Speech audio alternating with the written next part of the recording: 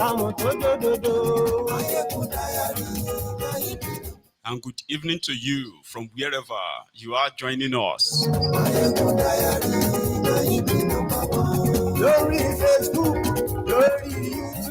It is brunch time with Mayegun live. Read the caption, of course. Read the description as well. Then like the broadcast. Invite your friends, invite your not so friendly friends by sharing the broadcast.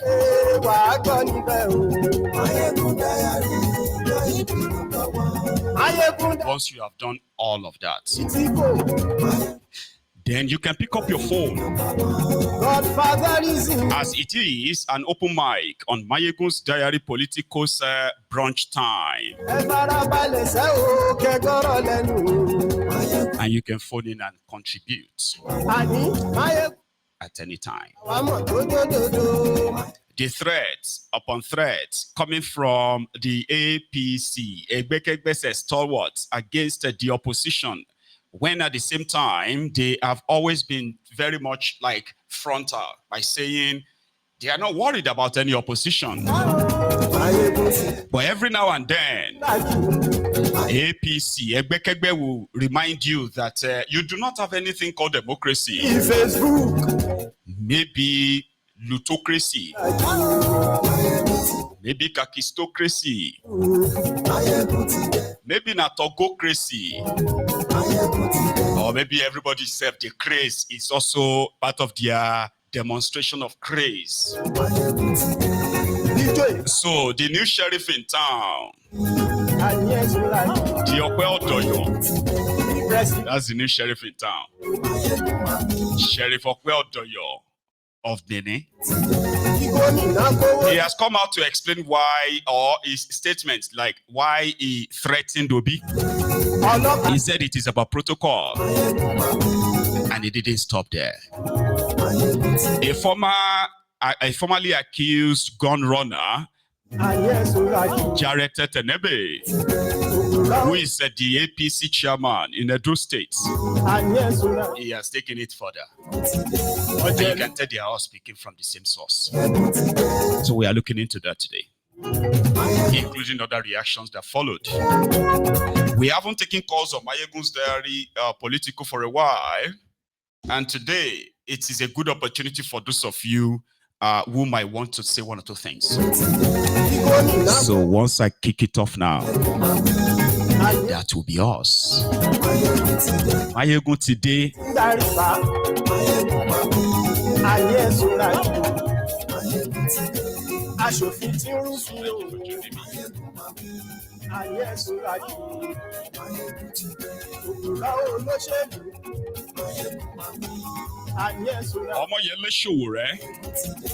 He is currently leading the protests on behalf of the Nigerian police pensioners who have been treated so badly, man, right now in Abuja.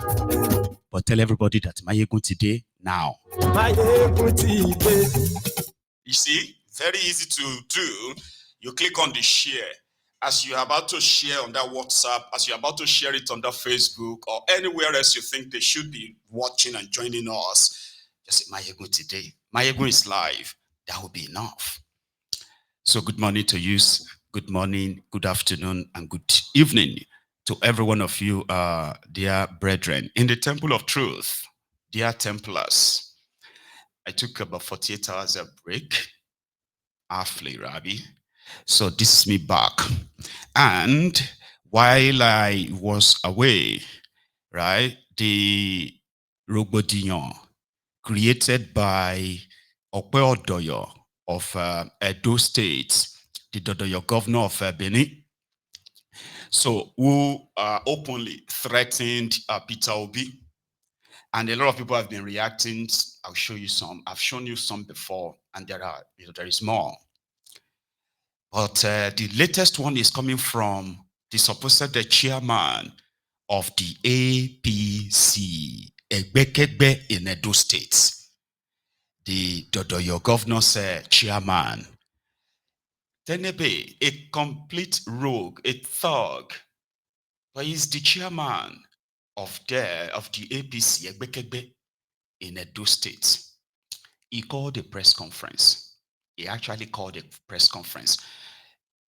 And his press conference is premised on reinforcing what Okpebolo said. Meanwhile, by the way, prior to that, the Dodoyo governor of Benin came out and said the reason why he had to warn Obi to tell him whenever he's coming to town is because it is dangerous to be sharing money in public, donating money rather. It is dangerous to be donating money in public. Alaye na cardboard where they use take picture. The real money is in check. So who is going to go and rob somebody who is donating to school or donating to hospitals and others, right? Who is going to go and snatch the check? Anyway, he is a stark illiterate. Let's kind of like put that on the table. Okay, don't put it under the table. So the Dodoyo governor of Edo said for security reasons, right now, he can't guarantee somebody going about with with checks of 10 million, 5 million, 15 million. And that's why he asked Obi that for his own safety, he must request for permission before coming to Edo State. Legally, it is totally kind of like bullshit, right? But just so you understand the characters that are currently in charge of that contraption's component parts, like these rogues that you have possibly been following too. Now, if you think that your governor was swimming in the mud, well, their chairman and others, they pretty much dug it deeper, worse than the pigs playing in the mud. Here is how he presented it. According to him, there are some of them who actually have deep hatred. That's what you said, deep hatred, deep-seated hatred towards this Obi. And I'm like, how could anybody like, you know? Then he went on to say, he's not welcomed in Edo State. Can't come there. Whatever you like, you can go and say. Whatever, everything, all of you, go and say whatever you like. It's pretty much like this time telling him that if they're born and well, he should come to Edo. Interesting, yeah? It didn't stop there. He also said the only political opposition that is pretend to still exist in Edo State right now is the PDP. They don't want anybody, any other political party parading themselves as opposition in Edo State. Especially if you walk about and say you are the ADC. AD Kini. Baba, this is the country that you now have. For those of you, the proud Nigerians. If you have something to fight for, this may not be enough to motivate you, but look at it. The whole world sees it. APC chairman in Edo State. Here. And again, now that we have candidates that have emerged in our various primaries, we want to remain in the ground running for campaign. We are going to campaign as if we have never campaigned in the state before. Because of the way we are taking this election seriously. Because we want to affirm that we actually won the election, the last governorship election overwhelming. We want to prove to the whole world, to Edo State and to Nigerians, that we actually won those elections. So we are not going to leave any stone unturned in the campaign. And we're also sure that anybody who tries to stand on our way will smoke that person out. Well, since morning while the primaries were going on, there has been a lot of criticism all over the press about the statement that Governor made yesterday when he was receiving one of the remaining of PDP and those central, where he said that Peter Obi has to take permission before he lands. And I think the governor was right in saying that because we are also saying that the governor can say that because of the kind of hatred that people have for Peter Obi in this state, including me. And when you have people, so many of us that have such hatred for people like that, especially when they came to Edo State and people died, it is proper for him to tell the governor before he will come, so that people like us will be sent on errand out of Edo before he can come and possibly go. I'm sure that's the reason why the governor made that statement.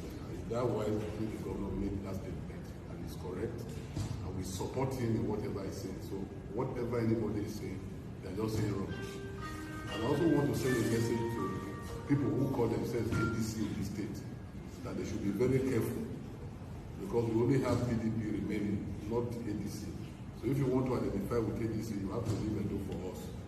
That is my message to all of them. And we want to appeal to Edo State people, and most especially where those elections are going to be held, that we will campaign and we all see the good work the governor is doing for the state. And to be able to tap into that, they have to also ensure that they vote so that we can have one way. While the federal legislators are working at federal to attract things to the state, the governor will also be working with that synergy. Their various consequences will benefit more for the government. So they should, we are going to campaign to them, to let them know that we are going to work for them, and we also appeal to them to vote for our candidate at the end of it.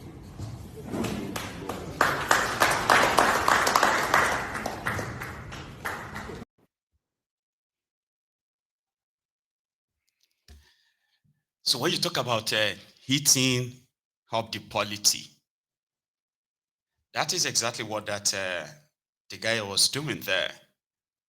But hello, they want to do, I think you want to have local government elections in Edo State, Abi? So these guys, from what I gathered, by the way, they are speaking from the trauma that they claim to have suffered in the hands of Obaseki. So Tifnubu gave the state back to them. And they are not going to entertain any form of opposition taking place in that state. They would have uninterrupted 8 years in their warped, illiterate, criminal minds. You cannot scream. Do you know something? That particular guy is notorious for statements like that. And he has never been questioned, invited by the security or whatever, never. And another thing is very much aware that whatever he says will end up on social media. He has a social media, he has a Facebook account himself that he personally runs himself. And if you read what he posts or shares on social media, you'll be wondering like, are you sure this guy is a state chairman? He is. He is a state chairman for APC. He'll tell you, what are you going to do? Go and rant on social media. So who are the we? I'm glad that he said, including himself, personal hatred for Obi. And I'm like, personal hatred? I don't understand. Obi is not from Edo State. He has no stake in Edo. He's never been your president to say, he offended us in Edo, some of us. So what will make anybody publicly say, especially a politician in this manner, publicly say, some of us hate him with passion? Because he is seen as a threat, coming to take their bread away. And like everyone else, they will treat everyone that is opposed to them as number one enemy. And I'm like, is that like your politics? Because it's similar to what Tifnubu is preaching in Lagos. It's similar to what Tifnubu is preaching elsewhere. Violence is either our way or nobody's way. And in this case, if you say no, then you know what will happen now. the stigmatization, the physical attack, and then the same people attacking and cutting people will turn around and tell you that Peter Obi is the reason why they are, because that's the way I see it, because most people that complain about the obedient, the obedient, they complain so much that they want Peter Obi to call you to order. Who do you think should be calling people like this to you? A battered, brutalized, traumatized Nigerian who is venting his rage and anger at the people responsible, and you are there, you will go, you will do this, and then somebody will turn around and say, your anger is a threat to him. The person whose hand is dripping of blood that just macheted people because they disagree with them politically.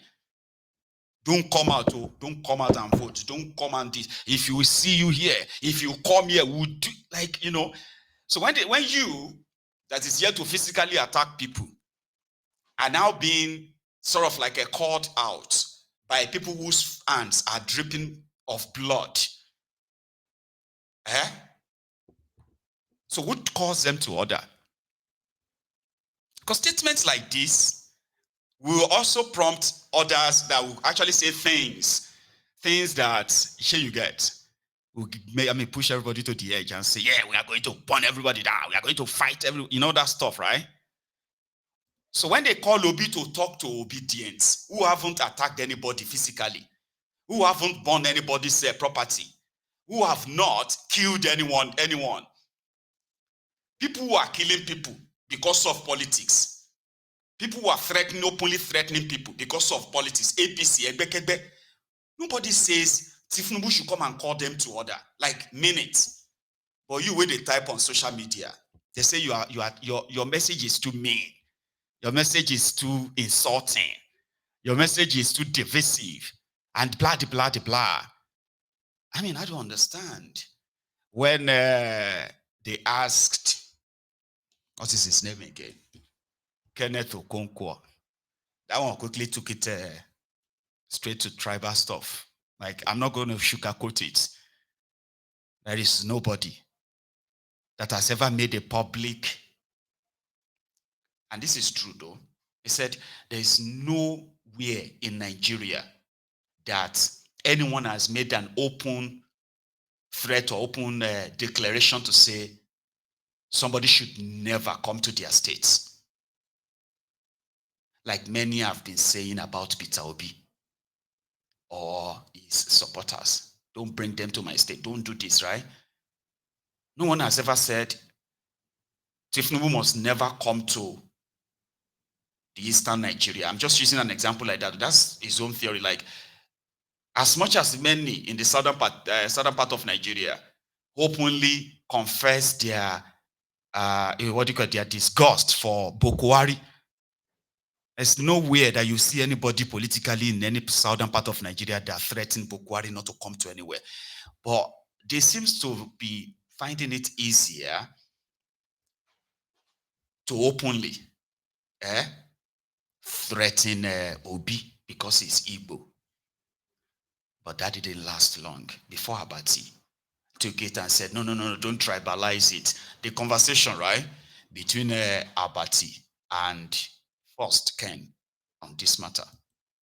Well, thank you for this once more. I am going to unpack this dilemma from three perspectives or more. One, as a constitutional and human rights lawyer.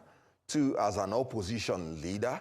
And three, as a citizen of Nigeria from Southeast extraction. Now, as a lawyer, you have rightly pointed out that Section 41 is very clear. And let me state what Section 41 said clearly. That every citizen of Nigeria shall be entitled to move freely underline, throughout Nigeria, and to reside in any part thereof. And no citizen of Nigeria shall be expelled from Nigeria or denied entry thereto or exit therefrom. If you put it into context with the Edo State, it simply means no citizen of Nigeria can be expelled from Edo State or denied entry into Edo State or exit therefrom. And every citizen of Nigeria has the right to move freely in Edo State. So what the governor said is unconstitutional, it is illegal, it is irresponsible, and it's largely illiterate. Coupled with Section 39 that guarantees freedom of expression and Section 40 that guarantees freedom of association and